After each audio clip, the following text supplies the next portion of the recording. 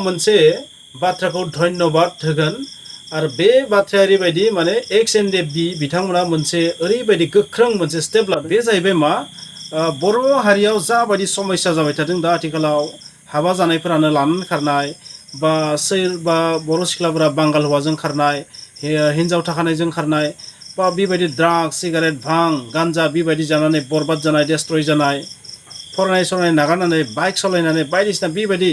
असामाजिक खामानि मावनानै माने गावनि जिउखौ फोजोबस्रांनो लानाय बेबायदि जाथाया गोबां जानायनि थाखाय बिथांमोना बै समाजखौ फोसाबनो थाखाय बर'नि समाजखौ फोसाबनो थाखाय आखायाव लादों बेबायदि बिथांमोना फोसावदों आरो बे जोंनि हारिनि थाखाय जोबोर मोनसे मास्ट बि माने गोनांथारमोन बै गोनांथार थासारियाव बिथांमोना दिनै स्टेपखौ लाबाय आरो बिथांमोना जुदि फिउचाराव जोबोर गोख्रोङै बे खामानिखौ जुदि मावफुंलांनो हायोबा बे जोंनि हारिनि थाखाय जोबोर मोजां जागोन मानोना बेबायदि खामानियाव जोंनि दुलाराय बर' फरायसा आफादफोरा माने थांनाय समफोराव जाबायदि मावोमोन बेबायदि गोख्रोङै मावनो हानायखौ जों नुवाखै जानांगौ गोबां समस्यानि थाखाय बेबायदि स्टेपखौ लानो हायाखै फरायसा आफादफोरा नाथाय बे जि कमि बे जि लेक्स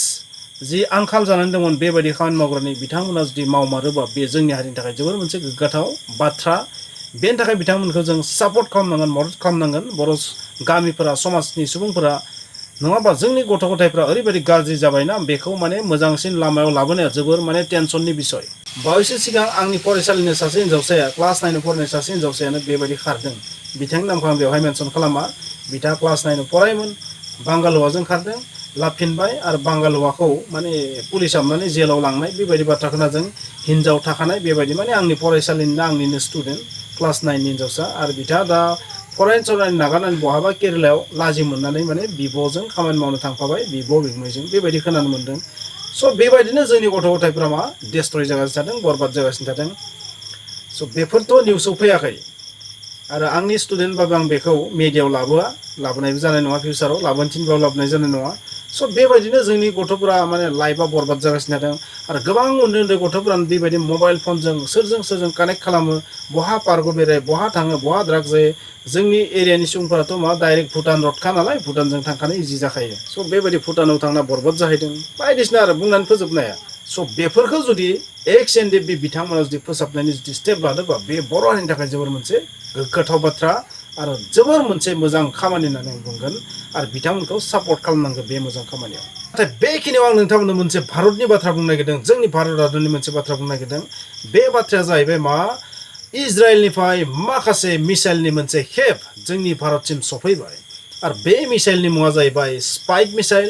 स्पाइक NLOS थामहिनबा non line of sight missile non line of sight माने नन लाइन अफ साइटनि ओंथिखौ जों जुदि आं गावनि रावजों जुदि बुङोबा ओरैबायदि जागोन हमना ला मिसाइला बबेबा मोनसे टारगेटखौ लक खालामदों बै लकनि सिगाङाव जेसेबां होथेनाय थाया मानो बै होथेनायखौ एरायनानैबाबो टारगेटआव सौग्रावहैगोन थामहिनबा जेसेबां बेरियार हेंथा थाया मानो सिगांथिं गसं थाया मानो बिखौ टारगेट खालामनाय नङा बियो बिनियाव सौग्रावनाय नङा बिखौ एरायना थांनानै आसोल टारगेटखौ मा खालामगोन फोजोबस्रांगोन स' बेबायदि मिसाइल बेनि सबसे खतरनाक भेरिएन्टखौ हरदों इन्डियानो इजराइला बे मिसाइला बबेखानि बुहुमाव 30निख्रुइबो बांसिन हादराव बे मिसाइला दङ नाथाय इन्डियानो जाय भेरिएन्टखौ हरदों बे जोबोर गिलुबालु मिसाइल नाथाय नोंथांमोना थारैनो मिथिदों जानांगौ जे इन्डिया बेबादि मिसाइलखौ स्पाइक मिसाइलखौ एन्टि टेंक स्पाइक मिसाइलखौ इन्डिया बानायगासिनो थादों इन्डियानि DRDOआ नाथाय चाइनाया जाबायदि जोंनि इन्डियानि एलएसियाव बर्डाराव जाबायदि तैनात खालामदों दोनदों बोरैबाफोर जुदि दावहा जायोबा हरखाब मिसाइलनि आंखाल नुजाथिनो हागौ मानोना इन्डियानि बे एन्टि टेंक मिसाइलफोरा मा डेभेलपिं अबस्थायाव दङ बिनिखायनो इन्डियायाव बे जि आंखाल जानानै थानाय कन्डिसन बेखौ फिल आप खालामनो थाखाय इजराइलनिफ्राय गिबि खेबनि थाखाय बेबायदि मिसाइलखौ लानानै फैबाय मानोना खमसे खम फिल अफ द ब्लेंक्स थ' खालामनांगोन ना नङाबा हरखाब जुदि चाइनाया टेंकजों एटाक खालामबा मा जागोन बै टेंकखौ गावख्रबनो थाखाय जोंनियाव थोजासे मिसाइलनि आंखाल जागोन अकस्मात दावहा जानाय समाव बेबायदि मिसाइलखौ बायनानै लाबोब्रबनायाबो सम्भब नङा मानोना माखासे इन्टारनेशनेल इस्यु जेंनानि थाखाय बेबायदि गुबुन हादरनिफ्राय हरखाब मिसाइलखौ मोनबोब्रबा मानोना बै हादरावबो बै गुबुन हादरफोरजों माखासे रिलेशनशिप थायो बै रिलेशना माखासे बिथिङाव हेंथाबो होनो हागौ बेनिखायनो हरखाब जोंनो जुदि मिसाइलनि आंखाल जायोबा एन्टि टेंक मिसाइलनि आंखाल जायोब्ला मा जागोन बेनिखायनो इन्डिया बेखौ साननानै बेखौ लाबोबाय आरो बे मिसाइलखौ इन्डियान एयारफोर्सनो होनाय जाहैबाय इन्डियान एयारफोर्सआ बेखौ सामिल खालामबाय बे मिसाइलखौ स्पाइक मिसाइलखौ spike anti tank missile NLOS non line of sight नङा होमबा non line of sight missile जाय टारगेटखौल' एटाक खालामो टारगेटनि सिगाङाव गुबुन जायखिजाया हेंथा थायोबा बेखौ एरायना थांनानै एटाक खालामगोन स' नोंथांमोना थारैनो मिथिबाय इन्डिया बे मिसाइलखौ मानो बायनो गोनां जादों थारैनो नोंथांमोना मिसाइलनि सोमोन्दै मिथियाबाबो जायफोर नोंथांमोना दावहा मोजां मोनो नोंथांमोननि थाखाय आं बेखौ खिन्थादों मानोना मिसाइलफोरा बयनिख्रुइबो दावहायाव गोनांसिन मुवानि मादाव मोनसे बे मिसाइलखौ फाफ्लियाव लानानै गावनो हागोन आर्मिफोरा बा हेलिकप्टार MI-17 आरो बिनि अनगायैबो गुबुन गुबुन फाइटार एयारक्राफ्टनिफ्रायबो बे मिसाइलखौ गावनो हागोन लोगोसे बे मिसाइलखौ फाफ्लियाव लानानैबो आर्मिफोरा गावनो हागोन मिसाइल ब्रिगेडफोरा बेखौ फाफ्लियाव लानानै जाबायदि जेभलिन मिसाइलखौ गावो बेबायदि गावनो हागोन थामहिनबा इन्डियान आर्मिफोरा इन्डियान एयारफोर्सआ बे मिसाइलखौ जुदि दावहाथिलियाव बाहायोबा मोनसे टेक्टिकेल एडभान्टेज मोननो हागोन बे टेक्टिकेल एडभान्टेजआनो मा जागोन दावहाखौ देरहानायनि गुबै जाहोन जागोन चीनआ मोनसे फोथायजाथावि हादर बेखौ माब्लाबा फोथायनो हाया चीननि गोदै गोदै रावखौ माब्लाबा फोथायजाया हरखाब बेबायदिनो गोदै गोदै बुंनानै एटाकबो खालाम माब्लाबा चीनआ बेनिखायनो चीननि बेबायदि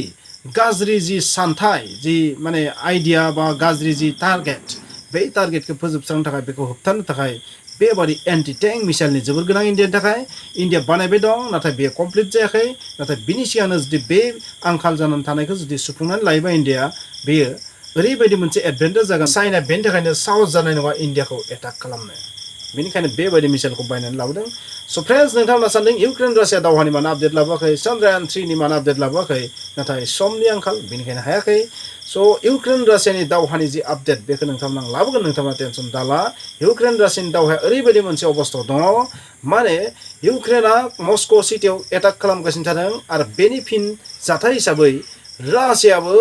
भल'दिमिर जेलेन्स्किनि हम टाउनाव गिलु बालु एटाक खालामदों बेफोरनि आपडेटखौ नोंथांमोना थारैनो लाबोगोन नोंथांमोना टेनसन दाला बिदिब्ला फ्रेन्ड्स दिनैनि आपडेटआ बेखिनियानो नोंथांमोना जुदि बे भिडिअखौ नायनानै माबा मोनसे मोजां मोनदोंबा प्लिज बे भिडिअखौ लाइक खालामदाबाव शेयार खालामदाबाव आरो फ्रेन्ड्स नोंथांमोना ex-ndfb बिथांमोना जाबायदि मोनसे टारगेट लानानै खामानि मावदों बे टारगेटआव समाजखौ फोसाबनो थाखाय हेफाजाब होनाया बयनिबो जोंनि मानसिफोरनि बिबान होननानै आं बुंगोन बर' सुबुंफोरनि बिबान होननानै आं बुंगोन स' फ्रेन्ड्स बिदिब्ला नोंथांमोना जुदि आंनि चेनेलाव गोदान प्लिज साबस्क्राइब खालामदाबाव आरो लोगोसे बेल आइकनखौ थुनानै अल बेल आइकनखौबो थुनो दाबाव थेंक इउ